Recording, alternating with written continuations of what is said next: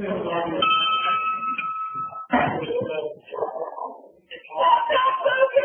a while. I forgot we're supposed to stand up. Welcome. The Rotary Club of Milledgeville. Please silence your phone instead of looking on your phone. Besides those who are online, don't silence your phone. You can hear us. And I'm going to ask Jeff Gray, our returning today, to come forward, please. All right, let us pray. Lord, we would like to thank you first for our club being able to meet again. We ask you to bless and guide the medical professionals and the researchers working to make life better for us. Be with all of our friends and family that are still sheltering at home. We ask that you bless this food, the nourishment of our body, and help with our service. In your name we pray. Amen. Amen. Go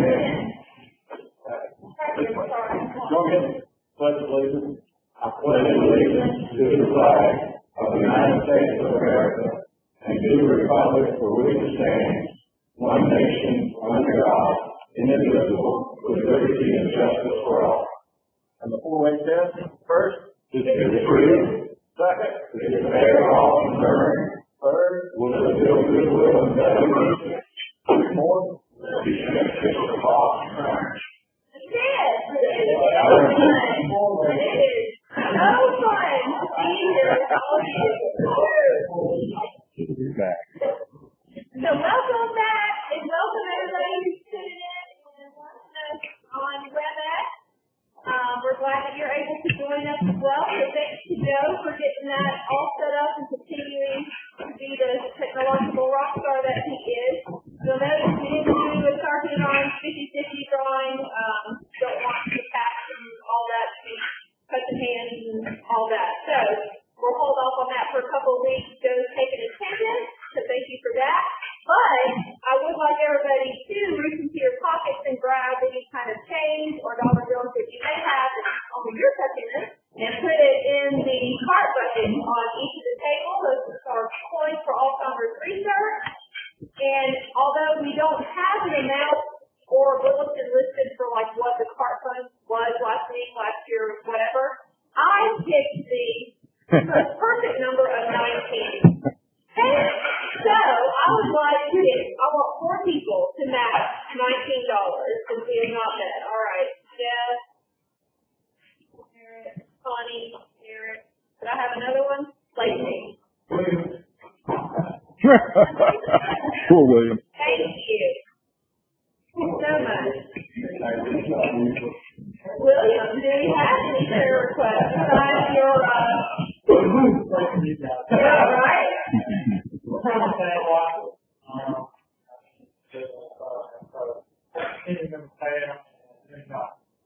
Absolutely. Sam Watson has moved to Atlanta to be with his son, and Jim Johnson as well. Long-time Rotarians, so we want to keep them in our thoughts and in our prayers. Has Jim not been, has he gone downhill? Or? I thought that was very halfway. Thank you for that. Just a few announcements. We will not have a meeting on July 2nd. We typically take the week of 4th of July off, so we will continue to go with that. So no online meeting, no in-person meeting on July 2nd. Everybody can get prepared to celebrate 4th of July that weekend. And then next week we will be here, and then we'll also do online as well. And we have a very, very special treat for you all that has been recovered from the archive. This Harriet Whipple has found the recording when Filthy was on Georgia Public Broadcasting, and they did a reenactment, I guess, of like the ghost that visited lawfully for us. Oh, wow. So I thought that would be something super special to share with y'all. Cool. My dad is in the video too. He's a painter who was scared to death by the ghost. But we'll share that next weekend, and then we're going to try to wrap up all of the stuff that we did virtually. So I'll be doing birthdays for however many months, 4. I'll be doing perfect attendance, the Paul Harris Fellows for those that received it, several months ago. So like a celebration admin, whatever day with a special treat of being building. So that'll be next week. We won't do the 2nd. And then on the 9th is when we will do the officer changeover and hope to have more, people who are able and willing and hopefully a little more comfortable meeting in person at that time. Are there any other announcements, prayer requests? Yes, Nelson. If I could just give everybody a heads up during the last committee meeting, the community service project, Dr. Price, you know this morning that there was a project proposed during our last meeting really focused on the elderly here in our community. So just, everyone knows COVID's really been tough on our elders. And so it was proposed at our committee meeting to have a service project where Rotary would take some Rotary stationery and just write a letter to them, tell them that we're thinking of them, that we care about them. And so anyway, that was approved at the last board meeting. And so just want to give everyone a heads up that it'll be coming. And also, I'll share my email address with Andy so you can all have it. But if you know anyone in the community that would benefit from this, I would love to get their name and address. We're also going to engage with the veteran group homes and some of our local churches. But really just to show our elderly in the community that Rotary cares. So just want to give you a heads up on that, and more to follow via email. Awesome idea. And so I think the cards have been ordered, and we chose to do the theme for this year's cards that say Rotary Connects the World, and what a more perfect, couldn't be a more perfect theme, especially considering the letter. So I think it's a great idea. We loved it. And there's going to be, I'd love for each person to write 1, 10, however many we have to hand out, and just make sure to have a personal note saying, Rotary Club is thinking about you, and there's been some suggestions. Renee help us do some of that too. So be looking for those, and maybe we can have a letter writing party one day for one of the programs. Any other announcements before I introduce our distinguished guest speaker today? Okay, well, for those of you that don't know, Jared is going to be speaking today about the Rotary Foundation, and he just shared with me that he was the district Rotary Foundation rep for another district that he served in. So he's done this many times, but I think that all of us could learn a little something more about the foundation, how it works, and how your donations can impact far more than you ever realizing. So, help me welcome Jared Williams.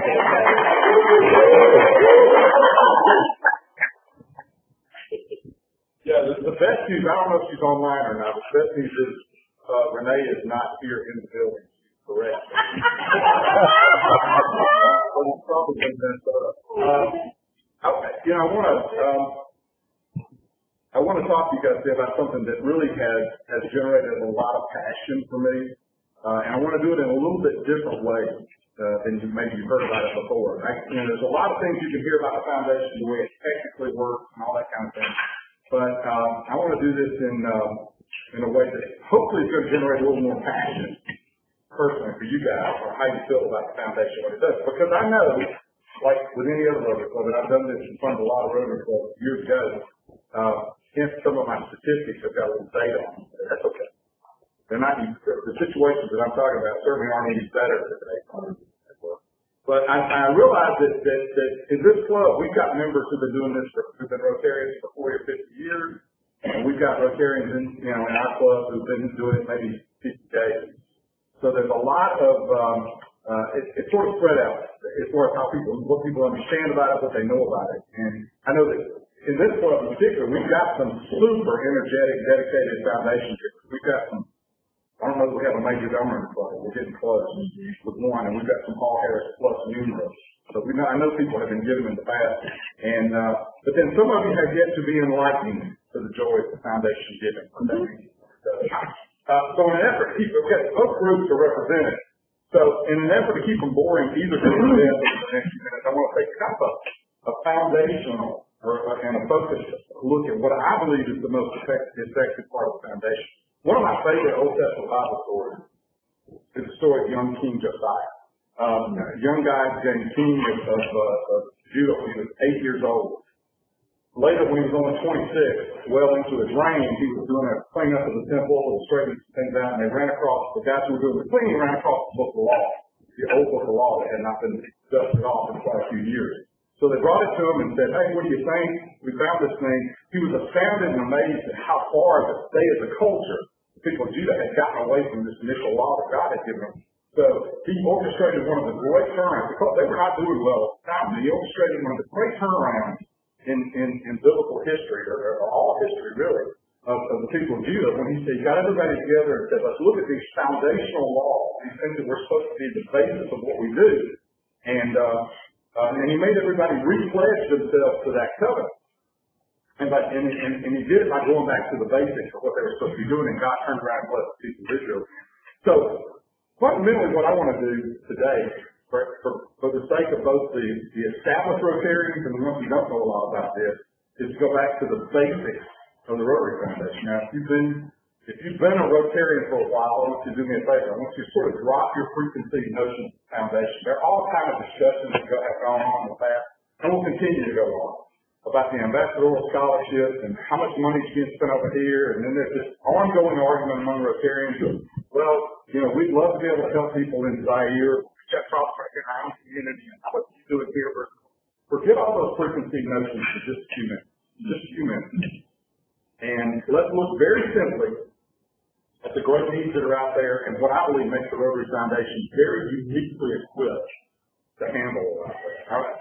By way of, and about the only data I'm going to give you, by way of, I had to play. Oh, okay. Yeah. If you guys want to go over there, it's a lot more.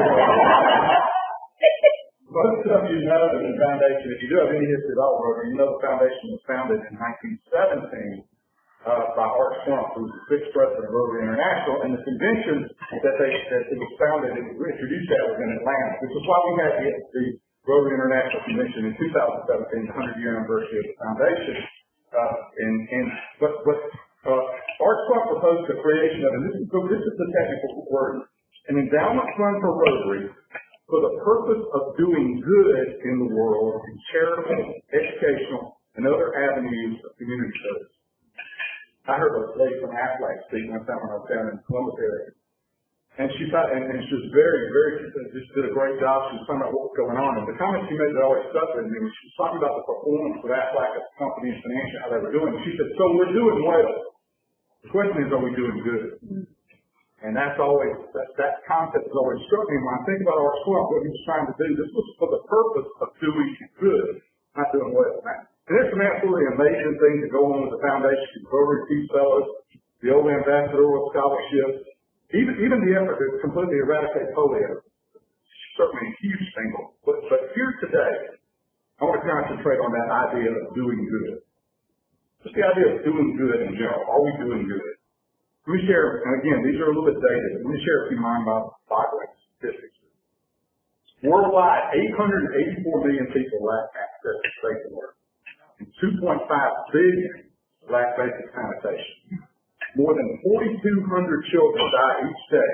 4,200 children die each day from diarrheal disease caused by insects.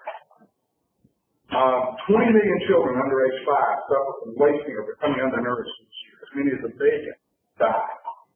There are 753 million adults, age 15 and older, who lack basic literacy.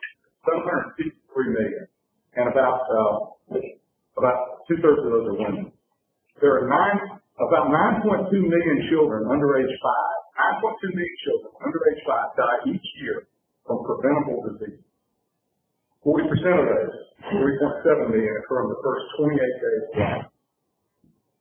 And then almost 1 person in 5, 1.2 billion men, women, and children are currently living in extreme poverty, not the poverty you and I have about, less than $1 a day poverty. That number of people. And if you think those kind of things only happen outside of our borders, how about this? In 2017, approximately 39.7 million Americans live in poverty.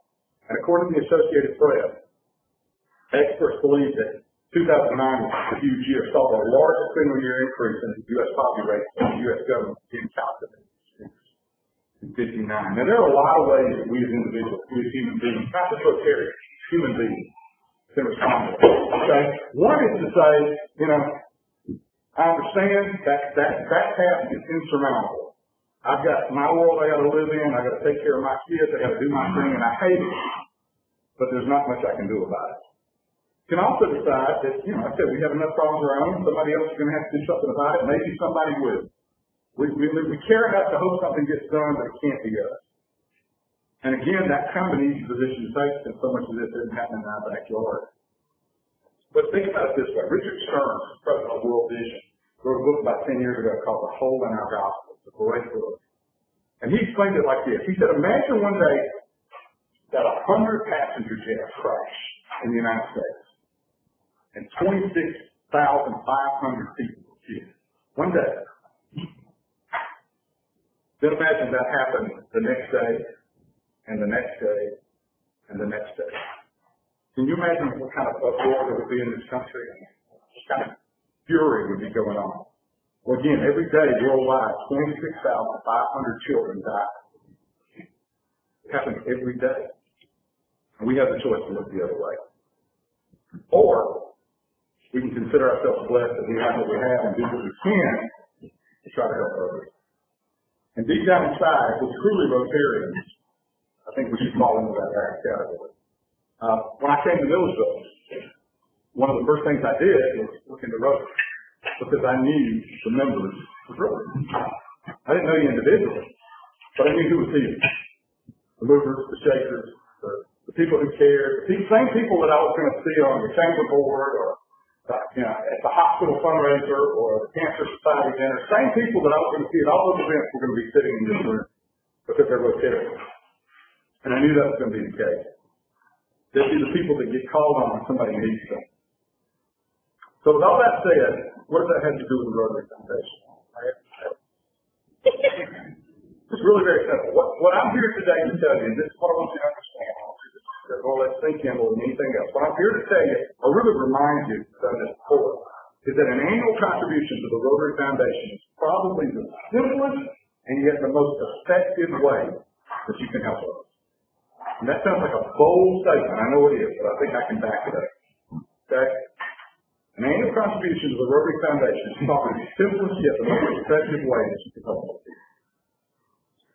I mean, I can stand here all day and tell you how great the foundation is and all the wonderful things it does, but here's the reality. The bottom line is we're asking, the club is asking, and the foundation chair is asking, and I'm asking that everybody commit to an annual donation of $100 to the Rotary Foundation. Now, I'm asking that in a world where, and I'm a banker, so I know everybody in the world has their hand out right now. Everybody in the world is asking for something. Okay? I know I'm asking for that. Okay? But I know the people who are representing this room. I know that you're the guys who are already given to your churches and Cancer Society and the Heart Association and Boy Scouts and all those kind of things. So given that, and plus every fish fry, chicken queue in town, whatever else, right? So how do I feel justified asking you to give for this call? Well, there are two real simple answers. The first one is this. And this is something we need to do a better job of, not in this club as a club, as a club worldwide, is explaining to people that a $100 donation support, financial support of the Rotary Foundation is an obligation to be run. It's not optional. When you come into the club, when you come join the World Rotary, you're expected to financially support the Rotary Foundation.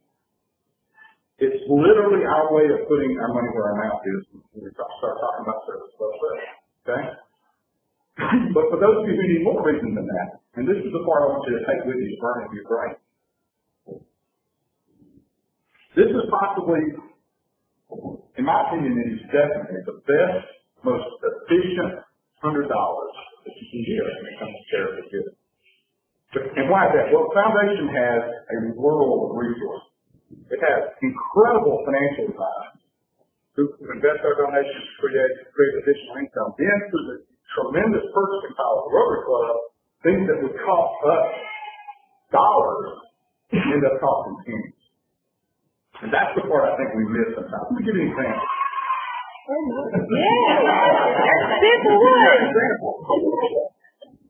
When I was the charter president of our Rotary Club in Harris County, Pine Mountain, when I was there, and we started that club in the year 2000. And I'm not going to get into the logistics of how the money we give goes to the Rotary Foundation, and then 3 years later we give back to the district. None of that really matters. Here's what you need to know. Here's what you need to understand.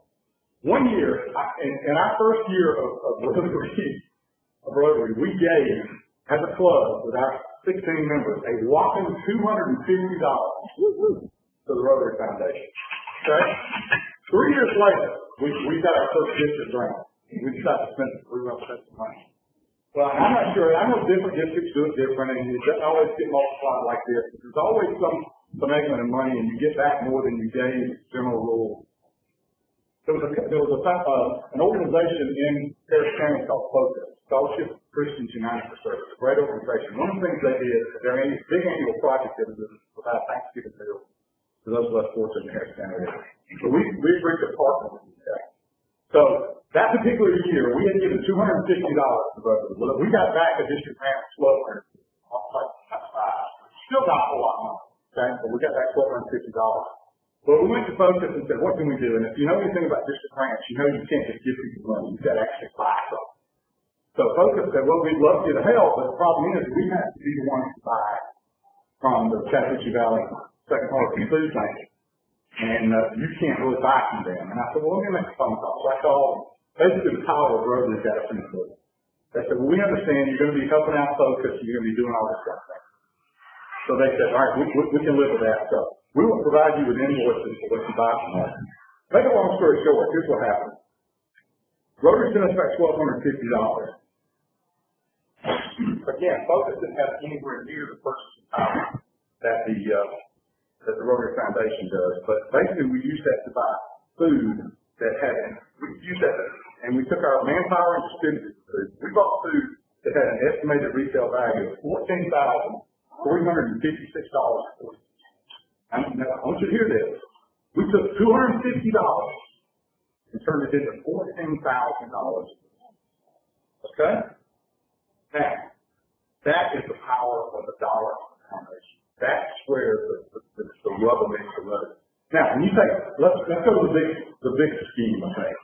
Let's think about the purchasing power of Rotary International.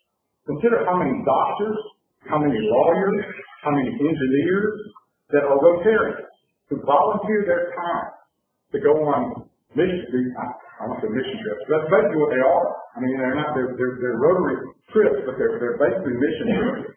They volunteer their time and expertise and get nothing. Consider the volume discounts and the avenues of charitable organizations that they have access to. Consider what they can get for their money. And if the Second Harvest Food Bank of Chattahoochee Valley could do what we saw them do all those years ago, then how much more can the millions of people, the billions of dollars that part of the Rotary Foundation do? I don't know how much good you or I can do with $100 trying to help somebody. If I handed you $100 and said, well, you could do some things, right? Listen to this. Here's what a gift of $100 the annual bonus fund can do potentially. Dental and medical services for approximately 25 low-income communities.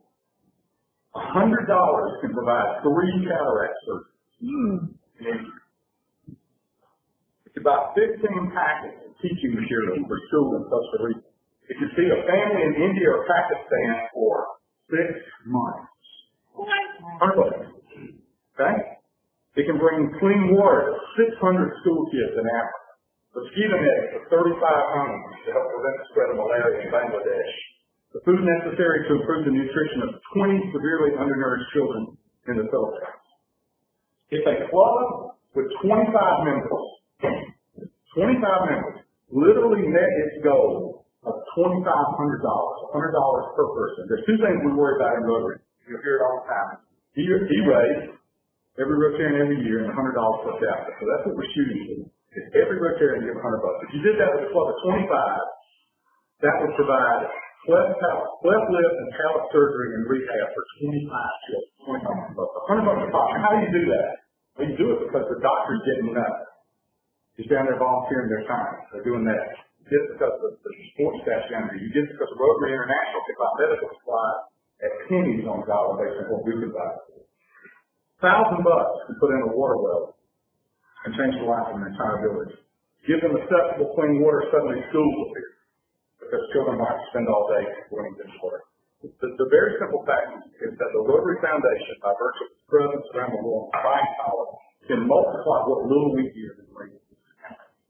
And that's what got me passionate about getting into the Rotary Foundation.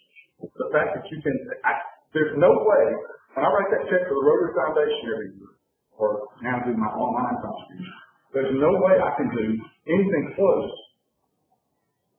in our community or anywhere else is what they can do. I know there are a million good charities out there, and I know that every one of them has their hand out to you. I also know you have mouths to feed in your own home. But really, $100 a year is really not asking much. It gets to be an even smaller inconvenience when you think about how much good it's going to do. So, is this a change of emotional appeal? Yeah. But it's reality, you know? I believe that once you make the effort to support the foundation, you see how effectively the money is used, I think you'll get through it. I also believe the service above self means sacrifice sometimes. And I know this club has a great tradition of service. Make sure you keep foundation part of that. So the stated goal is this. As I said, there's a rotating every year. And you can do that however you would like to do it. You can do it all in one fell swoop. You can do it on a quarterly basis when you send in your deeds. You can do it either way you want to. What does that mean? The easy answer to the question, how much to give, is just not start. My youngest daughter loves cards. She says, I'm a big believer. That's religion, but I'm a big believer in tithe, and I think it matters. When I tithe, I have more money than when I don't. And my daughter was telling me the other day, she said, Dad, we want to start, but I can't read 10%. I said, it's okay. Right, start. Just give something. Just give something. And it'll get easier and it'll get better and you'll see the blessing. I think that's the way it is for this. Just give something.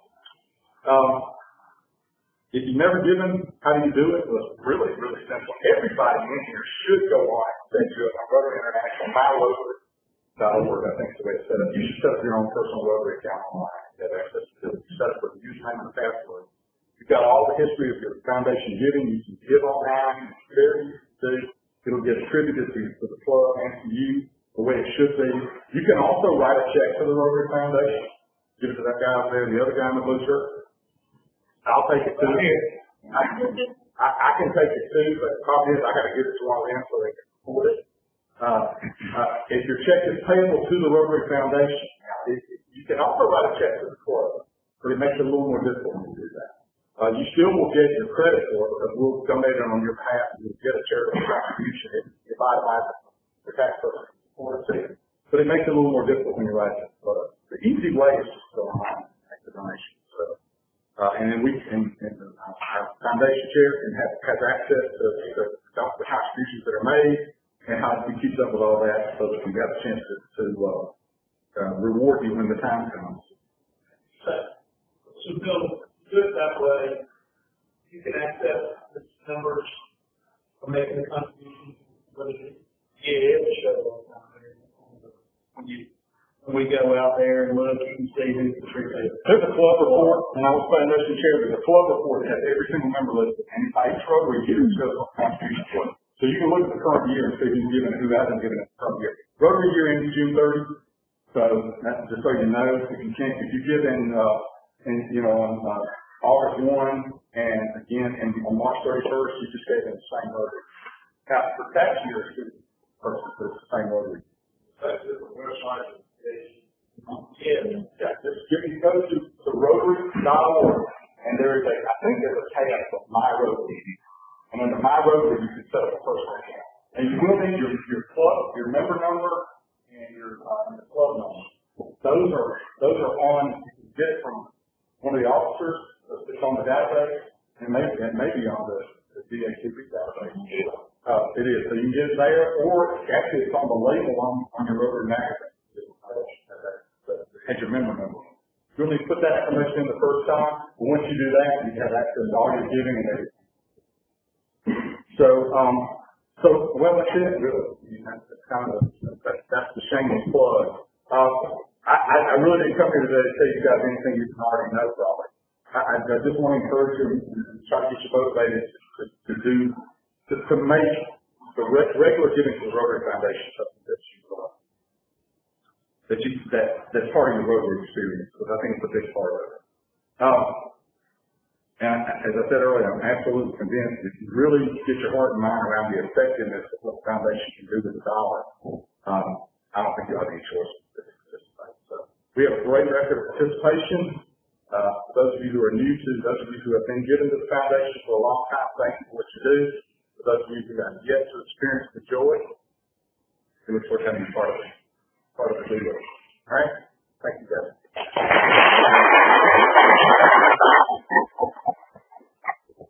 Thank you. That was perfect. And I failed to mention something that we talked about at the board meeting, but it falls right in line. Okay. This is going to be my charge to all of you. You only have to give 90. Exactly. We were notified by the district that we would be receiving $10 per member back to the club because that amount typically is set aside in our dues for district conference. And since we did not have a district conference, we got that refunded back to us. So the board decided to give that $10 for each member, which is more work on Bill, but he gladly accepted. So each of you already have a $10 donation to the foundation for this Rotary year with that refund. For the Rotary year coming up. That ends in 2 weeks. Yeah. No. No, we're going to do it in July. We said we're going to wait until July. We'll be part of next year. If you haven't give Right. $100 for this year, and then next year, Go ahead and give 100 you anyway. can go and do $100 anyway, but $10 is already being given in each of your donated, in each of your names with that refund. So, and I'm happy to walk anyone through how to do any of those steps. On the phone, I can give you your number, I can do anything for you that you need help with. So I'm willing and able to just set aside time, if it's sure, do it on the phone, whatever. But I do think it's very important to the premise of being a Rotarian, but also to, as Derek explained, the impact it has beyond just our living here. So we've experienced that to see some of the numbers just how impactful it is. Thank you for sharing. You bet. And Derek is a preacher in his other. Very public, He was. right? Yeah, he was. All right. Thank you. Appreciate that. Great job. Are there any other announcements? Yes. I just want to thank everybody coming yesterday to Oh, yeah. the farmers family. Yeah. It was fun. About 1,500 boxes of food. Gave them to individuals, drive-off, took them to hospital, churches, so it's really appreciated. And I know we only visited yesterday, but we'll take them back. So that's the farmers, the family boxes, and yeah, thank you to everybody that was able to come and hand out boxes yesterday. It was not really fast. Thank you, 3 hours. And the weather was also pristine, so that made it go by very quickly. But they are going to be doing that every Wednesday through August 26th, I believe, at Lakeview Academy. So, yeah, it was good to see. Yummy box of food. So, anything else? It's so good to be back with y'all. So good to see y'all in person. And this is a hug to each of you. All right. Well, then let's go make a connection. Bye, online people. The virtual hug. I know.